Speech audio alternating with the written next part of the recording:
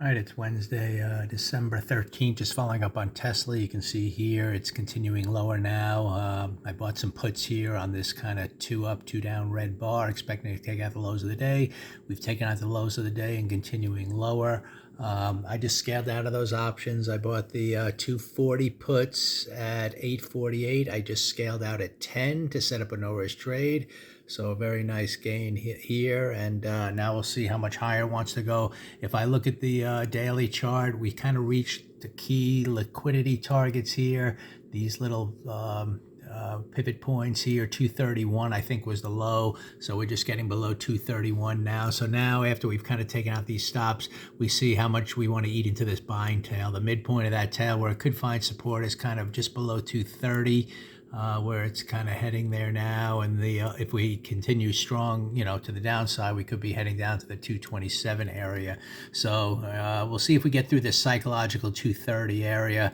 At that point, I don't know exactly what's going to happen, but we had one push down pause, second push down here, and there was again after the two down day continuity, to the downside to take out some of these targets down here on the weekly chart. It's a two down week now. And we did kind of reach these targets here, but you can see after this two down week with a couple of days to go and turning red, if we get through this area, maybe your stock's heading all the way back down. If there's a pullback in the market, especially, this is one of the weaker stocks. So good trade here. It's heading much lower. It's going towards that 230 psychological area. Options are up to 1020 right now. Bought those at 848. So good trade on Tesla. We'll see how much lower it wants to go. Judge the 15-minute price action at this point.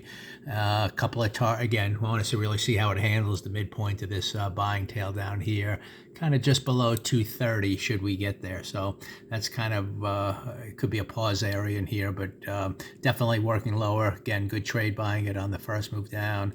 Pause, red bar to take out the lows of the day, and hit some targets below.